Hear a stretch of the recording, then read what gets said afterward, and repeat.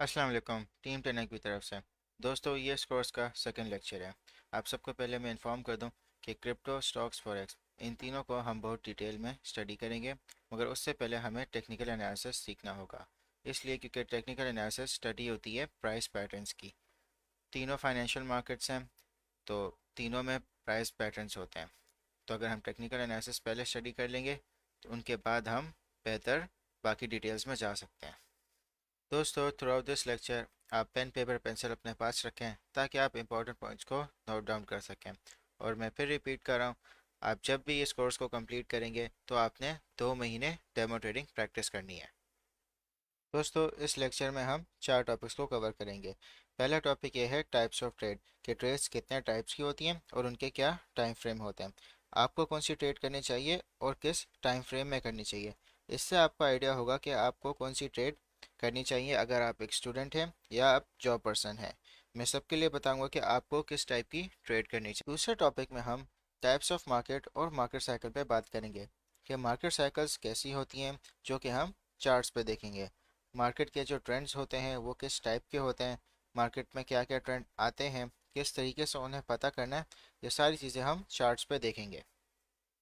दोस्तों, third topic में हम डॉलर कॉस्ट एवरेजिंग पे बात करेंगे कि डॉलर कॉस्ट एवरेजिंग क्या होती है, किस तरह होती है और आपने इसको कब कब यूज़ करना है। आखिरी टॉपिक जो होगा सबसे इम्पोर्टेंट, पोर्टफोलियो मैनेजमेंट। इसका मतलब ये है कि जो आपके पास आपके फंड्स हैं उसको कैसे मैनेज करना है। और आपने जब ट्रेड्स लेनी है तो क्या रिस्क टू रिवॉर्ड रेशियो होगा, और आपके जो फंड्स हैं उसको आपने किस तरह उनके उनको अकाउंट्स में डिवाइड करना है। दोस्तों, हमारा सबसे पहला टॉपिक टाइप्स ऑफ ट्रेड। जैसा कि आप देख सकते हैं, मैंने ये 4 फोटोज़ बनाई हुई हैं इस ताकि आपके लिए आसानी हो समझने में। आप इन फ़ोटोज़ को as it is note down कर सकते हैं। तो दोस्तों, सबसे पहले है इंट्राडे, फिर उसके बाद है स्विंग, तीसरी है स्कैल्पिंग और लास्ट है लॉन्ग टर्म। ये चारों टाइप्स ऑफ ट्रेड हैं। दोस्तों, कि जैसे आपने नोट किया होगा कि मैंने इन सारे बॉक्सेस में टाइम भी लिखा हुआ है। कि जैसे इंट्राडे ट्रेडिंग है तो उसका टाइम फ्रेम है 15 मिनट, 30 मिनट, 45 मिनट्स। आपने इस टाइम फ्रेम पे चार्ट को देखना है। और जैसे कि स्विंग ट्रेडिंग है उसमें जो टाइम फ्रेम है वो 1 घंटे का, 2 घंटे का, 4 घंटे का, 6 घंटे का और 12 घंटे का। तीसरा जो टाइप ऑफ ट्रेड है स्कैल्पिंग, उसमें आप 1 मिनट, 3 मिनट और 5 मिनट का चार्ट आप देखोगे। और आखिरी का जो ट्रेड है लॉन्ग टर्म, उसमें आप डे चार्ट देखोगे, 3 डे चार्ट भी देखोगे और मंथली चार्ट देखोगे, और आप वीकली चार्ट भी देख सकते हो। दोस्तों, अब हमने डिसाइड करना है कि हमने कौन सी किस टाइप की ट्रेडिंग करनी है। तो पहले हम ये पता करेंगे कि इनका मतलब क्या है एक एक ट्रेड का। इंट्राडे ट्रेडिंग का मतलब ये है कि आपने जितनी भी ट्रेड्स ली पूरे एक दिन में और उसे उसी दिन ही आपने उनको क्लोज कर दिया, तो इसको कहते हैं इंट्राडे ट्रेडिंग। स्विंग ट्रेडिंग को कहते हैं कि आपने कोई भी ट्रेड जो आपकी एक दिन से ज़्यादा है उसको कहते हैं स्विंग ट्रेडिंग। जैसे आज मैंने बिटकॉइन खरीदा और उसे परसों सेल कर दिया, तो इसको कहते हैं स्विंग ट्रेडिंग। स्विंग ट्रेडिंग आप 1 हफ्ते तक भी कर सकते हो, 1 महीने भी कर सकते हो और 3 महीने भी कर सकते हो। ये आपके ऊपर है, मगर आप इसको 3 महीने से कम ही रखें।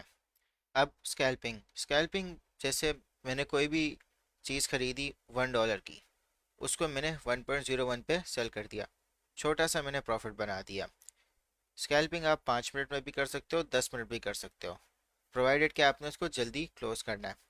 अच्छा, लॉन्ग टर्म में ये है कि आपने कोई भी चीज़ खरीदी जो 3 महीने से ज़्यादा है, 3 महीने, 6 महीने, 1 साल, 2 साल, 3 साल, उसमें आप बहुत ज़्यादा प्रॉफिट बना सकते हो, तो इसको कहते हैं लॉन्ग टर्म ट्रेडिंग। तो दोस्तों, अब डिसाइड करते हैं कि आपको कौन सी ट्रेड करनी है। अगर आप फुल टाइम ट्रेडिंग को दे सकते हो तो आप इंट्राडे और स्विंग करो, लेकिन अगर आप बिगिनर हो तो आप स्विंग से स्टार्ट करो, क्योंकि जब आप प्रॉफिटेबल हो जाओगे तो आपके लिए इंट्राडे बहुत ही आसान होगा। अगर आप एक स्टूडेंट हो, आपको स्कूल या कॉलेज जाना है और उसके बाद आप ट्रेडिंग को टाइम दे सकते हो, तो आप स्विंग पे ज़्यादा फोकस करो और लॉन्ग टर्म पे। लॉन्ग टर्म एक तरीके से आपकी इन्वेस्टमेंट है जो आपके फंड को काफ़ी बढ़ाएगा। अगर आप जॉब करते हो तो आप स्विंग को प्रेफर करो। इंट्राडे और स्कैल्पिंग इसलिए नहीं क्योंकि उसमें आपको बहुत ज़्यादा अवेलेबल होना चाहिए। दोस्तों, हम ट्रेंड्स पे बात करते हैं। ट्रेंड का मतलब यह है डायरेक्शन। मार्केट में 3 टाइप के ट्रेंड होते हैं। एक होता है अप ट्रेंड, यानी कि जो प्राइजेज हैं वो मुसलसल प्राइस कर रहे हैं। आपको चार्ट में इसका प्रैक्टिकल एप्लीकेशन इस तरह नजर आएगा, क्योंकि हम हमेशा मार्केट में बाइंग और सेलिंग हो रही होती है। मगर जो एक आपको एक जनरल सा एक व्यू मिलेगा कि जो प्राइस है वो मुसलसल ओवर टाइम बढ़ रही है। जैसे जो प्राइस थी वो $5 पे थी, और इस अप ट्रेंड में प्राइस पहुंच गई आपकी $50। तो ये एकदम से शूट अप नहीं होगी, ये एक ओवर टाइम ये प्राइस बढ़ेगी $50 पे। और वो आपको फेजेस में नज़र आएगा कि एक बहुत ज़्यादा बाइंग होगी यहाँ पे जिससे प्राइस शूट अप करेगी, फिर कुछ प्रॉफिट टेकिंग होगी, फिर ज़्यादा बाइंग होगी, फिर प्रॉफिट टेकिंग होगी। तो इस तरह एक अप ट्रेंड बनता है।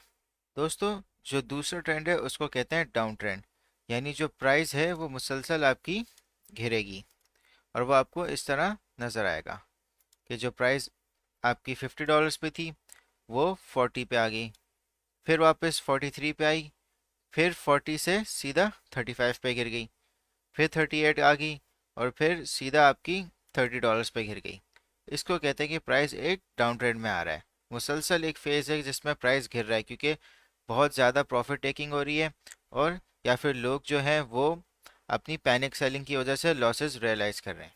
और दोस्तों, जो तीसरा ट्रेंड होता है उसको कहते हैं हम साइडवेज, यानी जो प्राइस है वो एक ही पैटर्न्स बना रही है। आपको उसका प्रैक्टिकल एप्लीकेशन इस तरह नजर आएगा कि प्राइस बढ़ी और फिर गिरी और फिर वापस बढ़ी, सेम प्राइस पे आ गई और फिर उसी प्राइस पे वापस गिर गई, फिर से ये तीसरी बार भी रिपीट हुआ और वापस उसी प्राइस पे गिर गई। तो ये एक साइकिल चलती है जिसमें ये जो प्राइस है वो उसी प्राइस पे ऊपर आएगी, फिर गिरेगी, फिर वापस उस प्राइस पे आएगी, क्योंकि यहाँ पे बाइंग और सेलिंग दोनों एक ही स्पीड से हो रही है। तो तभी एक रिपीट सा एक पैटर्न बनना है, यानी यहाँ पे बायर्स हैं, फिर वो सेल करते हैं, फिर वो दोबारा यहाँ बाय करते हैं, फिर वो सेल करते हैं। तो इस तरह ये पैटर्न एक रिपीट होता है। तो दोस्तों, अगर मैं आपको तीनों ट्रेंड्स टेस्ला के चार्ट में एक्सप्लेन करूं, तो आप यहाँ देखें कि यहाँ पे एक अप ट्रेंड हुआ है कि प्राइस मुसलसल बढ़ी है।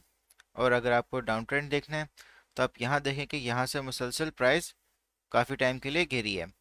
और अगर आपको साइडवेज मूवमेंट देखनी है तो आप यहाँ पे आप पैटर्न देख सकते हैं कि यहाँ पे सेम बाइंग और सेम सेलिंग और फिर वापस बाइंग फिर और सेलिंग। तो यहाँ पे एक रिपीट सी साइकिल बन रही है, तो इसको कहते हैं साइडवेज। यहाँ से आप एक अप ट्रेंड देख सकते हैं और यहाँ से आप एक डाउन ट्रेंड देख सकते हैं, और यहाँ पे आपको एक साइडवेज पैटर्न नज़र आएगा। जो ट्रेंड होता है वो तीनों एक साथ प्ले हो सकते हैं। जैसे कि अगर आप यहाँ देखें कि ये डाउन ट्रेंड में गया, फिर उसके बाद ये साइडवेज मूव हुआ, फिर ये वापस से डाउन ट्रेंड में आया, फिर यहाँ से इसने अप ट्रेंड बनाया, फिर वापस से इसने डाउन ट्रेंड बनाया, और फिर इसने एक मेजर अप ट्रेंड बनाया, फिर इसने डाउन ट्रेंड बनाया, और फिर ये साइडवेज हो गया, फिर से इसने अप ट्रेंड शुरू किया। तो ये तीनों रैंडमली एक साथ प्ले हो सकते हैं। अब हम बात करते हैं मार्केट साइकिल्स की। दो टाइप की मार्केट साइकिल्स होती हैं, बुल मार्केट या बेयर मार्केट। बुल मार्केट में जो प्राइजेज होती हैं वो काफ़ी लंबे अरसे तक ऊपर की तरफ जाती हैं, और बेयर मार्केट में जो प्राइजेज होती हैं वो काफ़ी अरसे तक नीचे की तरफ जाती हैं। फाइनेंशियल मार्केट्स में दो टाइप के प्लेयर होते हैं, बुल्स और बेयर्स। बुल्स वो प्लेयर्स होते हैं जो मार्केट को ऊपर लेके जाते हैं, बेयर्स वो प्लेयर्स होते हैं जो मार्केट को नीचे लेके जाते हैं। इनके पास सबसे ज़्यादा पैसा होता है। मैंने आपको फॉर्मूला बताया था लास्ट लेक्चर में, price is equals to market cap upon circulating supply. जिसके पास सबसे ज़्यादा मार्केट कैप होगा वो किसी भी टाइप की मूवमेंट मार्केट में कर सकता है, चाहे वो ऊपर लेके जाए या नीचे लेके जाए। तो जो बाकी जो लोग होते हैं वो इन सबको ऑब्जर्व कर रहे होते हैं कि जैसे अभी बिटकॉइन का यहाँ पे बुल रन शुरू हुआ था, तो इसमें टेस्ला ने भी इन्वेस्ट किया था। तो उसकी वजह से जो लोग बहुत सारे जिनको क्रिप्टो के बारे में बिल्कुल भी नहीं पता था उन्होंने भी इन्वेस्टमेंट शुरू कर दी थी, क्योंकि एक बहुत बड़ी कंपनी ने इन्वेस्टमेंट शुरू कर दी थी बिटकॉइन में। तो इससे एक सेंटिमेंट बना। इसी तरह बेयर मार्केट में भी एक सेंटिमेंट होता है कि जो मेजर प्लेयर्स होते हैं वो प्रॉफिट टेक कर लेते हैं, सेल कर देते हैं अपनी होल्डिंग्स। तो उससे क्या होता है कि मार्केट कैप का एक मेजर चंक कम हो जाता है, क्योंकि उससे बहुत सारे लोग पैनिक में आते हैं प्राइस को गिरते हुए, तो वो भी लॉस पे सेलिंग शुरू कर देते हैं। तो उसकी वजह से एक बेयर मार्केट शुरू हो जाती है। एक और इम्पॉर्टेंट बात यह है कि इन साइकिल्स में हमेशा आपको ट्रेंड्स नज़र आएंगे। अप ट्रेंड भी नज़र आएगा, डाउन ट्रेंड भी नज़र आएगा, साइडवेज भी नज़र आएगा। जैसे यहाँ पे बिटकॉइन अप ट्रेंड में गया, फिर थोड़ा सा डाउन ट्रेंड में आया, फिर दोबारा अप ट्रेंड में गया, फिर डाउन ट्रेंड में आया, फिर अप ट्रेंड और फिर साइडवेज मूव हुआ, फिर अप ट्रेंड गया और फिर डाउन ट्रेंड आ गया, फिर यहाँ पे साइडवेज मूव हुआ, फिर ये अप ट्रेंड में गया। तो इसी तरह ये रैंडमली इन ट्रेंड्स में आपको साइकिल नज़र आएगी। साइकिल में मगर आपको जो सेंटिमेंट बता रहा होगा वो आपको एक लॉन्ग टर्म पिक्चर बताएगा। अब आपने हमेशा फाइनेंशियल मार्केट्स में उस चीज़ पर नज़र रखनी है जहाँ पे लोगों ने सबसे ज़्यादा पैसा लगाया हुआ है। जैसे क्रिप्टो करेंसीज में सबसे ज़्यादा लोगों ने पैसा बिटकॉइन में लगाया हुआ है, तो बिटकॉइन एक मेजर प्लेयर है। अगर बिटकॉइन की कोई भी मूवमेंट होगी तो वही चीज़ आपको बाकी क्रिप्टो करेंसीज में नज़र आएगी। कुछ एक्सेप्शंस होती हैं, मगर ओवरऑल अगर कोई भी एक मेजर मूव बिटकॉइन करेगा वो आपको बाकी क्रिप्टो करेंसीज में रिफ्लेक्टेड नज़र आएगा। मैं आपको कंपेयर के थ्रू समझाता हूँ। जो आप ट्रेडिंग व्यू में प्लस फीचर है, अगर आप इस पर क्लिक करेंगे तो आप जो भी चार्ट आप देख रहे हैं उसको आप किसी दूसरे चार्ट के प्राइस से कंपेयर कर सकते हैं। जैसे लाइट कॉइन है, ये भी एक क्रिप्टो करेंसी है, तो मैं आपको बिटकॉइन और लाइट कॉइन की मूवमेंट को कंपैरिजन करवाता हूँ। जो ऑरेंज कलर है ये लाइट कॉइन का प्राइस है। आप सिर्फ देखें कि जब बिटकॉइन अप ट्रेंड में गया तो उसी तरह लाइट कॉइन भी अप ट्रेंड में गया, जहाँ बिटकॉइन डाउन ट्रेंड में गया तो उसी तरह लाइट कॉइन भी ड्रॉप हो गया। जब दोबारा बिटकॉइन ने अपना बुल मार्केट शुरू की तो इसी तरह लाइट कॉइन की भी प्राइस ऊपर गई। एक और एग्जांपल देख लेते हैं, जैसे इथेरियम है।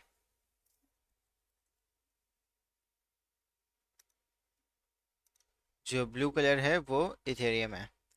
जैसे बिटकॉइन जब अप ट्रेंड में आया तो इथेरियम भी अप ट्रेंड चला गया, जहाँ बिटकॉइन डाउन ट्रेंड में आया इसी तरह इथेरियम भी डाउन ट्रेंड में आ गया। जब दोबारा बिटकॉइन अप ट्रेंड में गया तो इसी तरह इथेरियम भी अप ट्रेंड में आ गया। तो बिटकॉइन की जो मूवमेंट है वो बाकी आपको करेंसीज में नज़र आएगी, तो आपने केयरफुली हमेशा बिटकॉइन को ऑब्जर्व करना है। आई होप दोस्तों आप सबको ट्रेंड्स, टाइप ऑफ ट्रेंड्स और टाइप ऑफ मार्केट साइकिल्स दोनों क्लियर हो गई होगी। दोस्तों अब मैं आपको डॉलर कॉस्ट एवरेजिंग एक्सप्लेन करता हूँ। डॉलर कॉस्ट एवरेजिंग एक टेक्निक है जिससे आप अपनी इन्वेस्टमेंट को एवरेज आउट करते हो। एग्जाम्पल के तौर पे जैसे जो भी आप मंथली अर्न करते हो आप उसका 10% बिटकॉइन में इन्वेस्ट कर देते हो। ये टेक्निक इतनी इफ़ेक्टिव है, इसको मैं आपको एक स्टोरी की तरह समझाता हूँ। आप और आपके दोस्त दोनों आप लोग बिटकॉइन में इन्वेस्ट करना चाहते हो। आप दोनों के पास $12,000 का फ़ंड है। आपका दोस्त बोलता है कि मैं एक ही दफ़ा बिटकॉइन खरीद लूँगा, और आप कहते हो कि आप हर महीने $1,000 का बिटकॉइन खरीदोगे। दोनों का फंड साइज सेम है, सिर्फ स्ट्रैटेजी डिफरेंट है। आपका दोस्त एक ही दफ़ा खरीद लेगा और आप हर महीने $1,000 का खरीदोगे। तो जनवरी का टाइम है, बिटकॉइन का प्राइस 40,000 है, तो आपके दोस्त ने बिटकॉइन $40,000 का खरीद लिया और टोटल क्वांटिटी उसके पास 0.3 आ गई। आपने क्या किया, 40,000 का बिटकॉइन था, आपने $1,000 का बाय कर लिया। उसकी क्वांटिटी आपसे 10 टाइम्स ज़्यादा है और आपकी उसकी 10 टाइम्स कम है। फिर भी आपका नेक्स्ट मंथ आया, उस वक्त बिटकॉइन का प्राइस और ज़्यादा था, 45,000 पर था, आपने फिर $1,000 का ख़रीद लिया। फिर उससे नेक्स्ट मंथ आपने $1,000 का ख़रीद लिया और कंटिन्यूसली आपने 12 महीने $1,000 का ख़रीदते रहे, मगर आपने प्राइस को नहीं देखा। फिर साल का एंड हुआ, उस वक्त बिटकॉइन $20,000 पे क्लोज हुआ। तो आप और आपके दोस्त दोनों बैठे, तो आपके दोस्त ने पूछा कि आपके इस वक्त वैल्यू क्या है।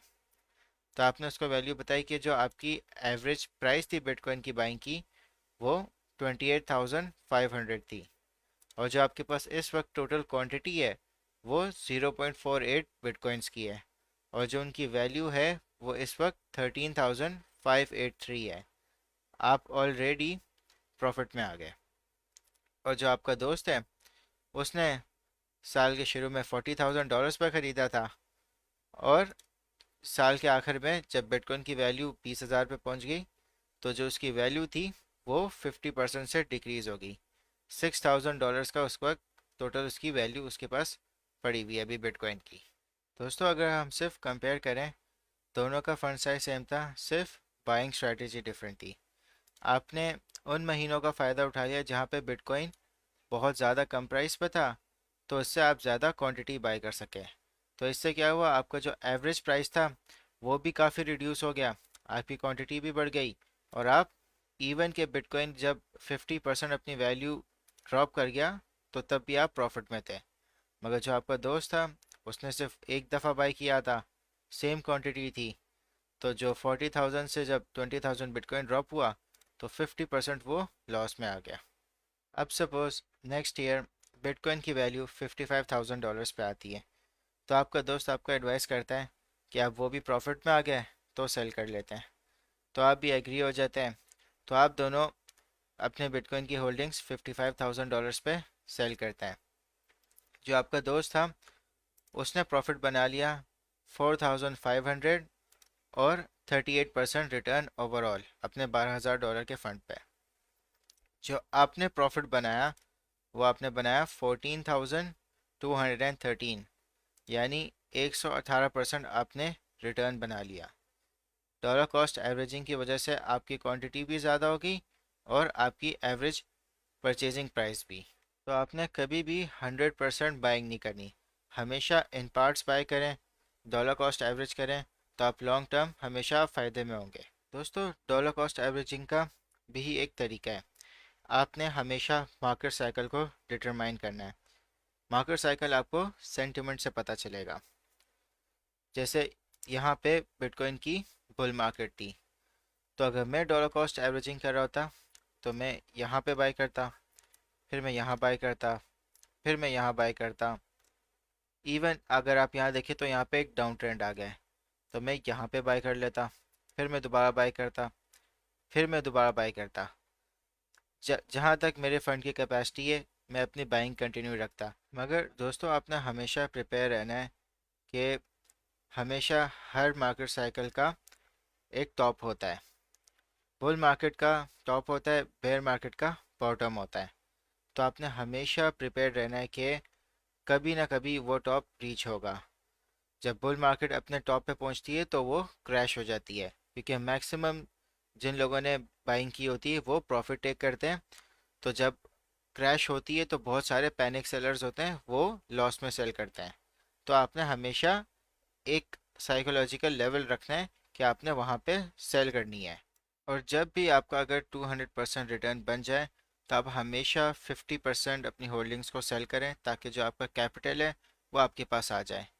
तो अगर मैं सेल करता तो मैं यहाँ पे सेल कर देता, मगर फिर भी अगर मुझे यहाँ पे भी मौका मिलता सेल करने का तो मैं यहाँ पे भी सेल कर लेता, क्योंकि मैं ऑलरेडी यहाँ पे ऑलरेडी इतना प्रॉफिट में हूँ। तो इवन अगर जो मैंने यहाँ पे भी बाइंग की है वो भी मैं उसको कंपनसेट कर लेता इन सब के प्रॉफिट से। तो आपने हमेशा तैयार रहना है कि आपने कभी ना कभी सेल करना है, और आपने मार्केट सेंटिमेंट को बहुत ध्यान से इवेल्युएट करना है। और अगर आप बेयर मार्केट में होते हैं, बेयर मार्केट हमेशा बेस्ट टाइम होती है डॉलर कॉस्ट एवरेजिंग के लिए, क्योंकि आप हमेशा लोएस्ट प्राइस से आप ज़्यादा क्वांटिटी बाई कर सकते हैं। मगर हमेशा आपने, फिर से दोबारा मैं कह रहा हूँ, सेंटिमेंट को देखना है। बहुत ऐसा भी होता है कि बुल मार्केट से ज़्यादा देर बेयर मार्केट भी रहती है। तो आपने अपना रिस्क को मैनेज करना है कि आपको जो आप पैसा लगा रहे हो उसको आपको इमीडिएटली ज़रूरत नहीं है। डॉलर कॉस्ट एवरेजिंग का रूल ही यही है कि आप लॉन्ग टर्म होल्ड करो, ताकि आप उसको मैक्सिमम सेल कर सको हाई प्रॉफिट पे। तो अगर आप बेयर मार्केट में डॉलर कॉस्ट एवरेजिंग करते हैं तो आप हमेशा पहले बुल मार्केट का साइकिल ओवर होने को आप कंफर्मेशन देखोगे, वो आपको सेंटिमेंट से पता चल जाएगा। आगे जब हम टेक्निकल एनालिसिस कोर्स में पढ़ेंगे तो हम आपको इंडिकेशंस बताएंगे कि जहाँ पे बुल मार्केट ख़त्म हो गई है। तो अगर आप बेयर मार्केट में डॉलर कॉस्ट एवरेजिंग करते हैं तो आप थोड़ा थोड़ा इन पार्ट्स में बाय करते हैं। यहाँ पे कुछ बाय कर लेते हैं, फिर यहाँ कुछ बाय कर लेते हैं, फिर कुछ यहाँ बाय कर लेते हैं।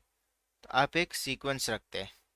अब हमारा जो लास्ट टॉपिक है वो है पोर्टफोलियो मैनेजमेंट। पोर्टफोलियो मैनेजमेंट को मैं नेक्स्ट पार्ट में कवर करूँगा। ये सेम लेक्चर है, इसका पार्ट 2 होगा। ये जो पोर्टफोलियो मैनेजमेंट है वो बहुत ही इम्पोर्टेंट कॉन्सेप्ट है। ये पूरा आपका ट्रेडिंग करियर डिटरमाइन करता है। जितना बेहतर आपका पोर्टफोलियो मैनेजमेंट होगा उतने आप मार्केट में सक्सेसफुल होगे। जितना अगर आपका वीक होगा उतना जल्दी आप मार्केट से एग्जिट हो जाओगे। आप याद रखें मार्केट 24/7 है, मगर जो आपका पोर्टफोलियो है वो आपकी रिस्पॉन्सिबिलिटी है। तो इसलिए इस लेक्चर का पार्ट 2 पोर्टफोलियो मैनेजमेंट पे होगा, जो आप सेपरेटली देखेंगे। हमने इस लेक्चर में types of trades, types of markets और डॉलर कॉस्ट एवरेजिंग को कवर किया है। अब मैं आपको क्विज दूंगा, उसके आंसर्स आपने कमेंट सेक्शन में देने हैं और मैं आपके आंसर्स चेक करके आपको फीडबैक दूंगा। Best of luck. क्विज में आप सब ने सबसे पहले क्वेश्चन 1 आंसर करना है कि क्या टाइम फ्रेम्स है इंट्राडे ट्रेडिंग के, स्कैल्पिंग के, स्विंग के और लॉन्ग टर्म के। आपने इन सब के टाइम फ्रेम्स बताने। क्वेश्चन 2 में आपने बताने के ट्रेंड क्या है इस प्राइस सीक्वेंस पे। इस प्राइस सीक्वेंस को आप क्लोजली मॉनिटर करें और बताएं कि क्या ट्रेंड चल रहा है इन प्राइसेस को देख के। फिर आपने क्वेश्चन 3 में बताना है कि बुल्स क्या होते हैं और क्वेश्चन 4 में आपने बताना है कि बेयर्स क्या होते हैं। क्वेश्चन 5 सबसे इंपॉर्टेंट है, इसको आपने लाजमी अटेम्प्ट करना है। आपने घबराना नहीं है, बहुत इजी सवाल है। ठीक है, अगर आपको मुश्किल लगे आप इस लेक्चर को दोबारा रिपीट कर लें डॉलर कॉस्ट एवरेजिंग का। आपके पास $36,000 हैं इन्वेस्टिंग के लिए। आप $12,000 इन तीनों में आपने इन्वेस्ट करना है। ठीक है, $12,000 आप टेस्ला में करोगे, $12,000 आप बिटकॉइन में करोगे और $12,000 आप यूएस डॉलर में करोगे। जब आपने $12,000 सारा आपने इन्वेस्ट कर लिया, फिर अगले साल आप टेस्ला को बेचोगे $2,000 पे, फिर आप बिटकॉइन को बेचोगे $75,000 पे और यूएस डॉलर को आप बेचोगे 220 पे। ये सारे मंथ्स हैं, ये इन सब के प्राइजेज हैं। ठीक है, आपने अपनी एवरेज बाइंग, टोटल क्वांटिटी और प्रॉफिट कैलकुलेट करना है, जैसे मैंने डॉलर कॉस्ट एवरेजिंग के आपको एक्सप्लेन की थी। और याद रखना, आप $1,000 हर महीने इनमें इन्वेस्ट कर रहे हो। यानी जनवरी में आपने 1,000 इन्वेस्ट किया, फेब में आपने 1,000 इन्वेस्ट किया और सो ऑन आपने 12 महीने 1,000 इन्वेस्ट किया। ठीक है, फिर उसके बाद आपने अपनी एवरेज बाइंग कैलकुलेट करनी है, आपका टोटल क्वांटिटी कैलकुलेट करनी है और प्रॉफिट, ये आपने तीनों की कैलकुलेट करनी है, टेस्ला की भी, बिटकॉइन की भी और यूएस डॉलर की। एवरेज बाइंग का आपको फॉर्मूला मैंने यहाँ पे लिख के दे दिया है।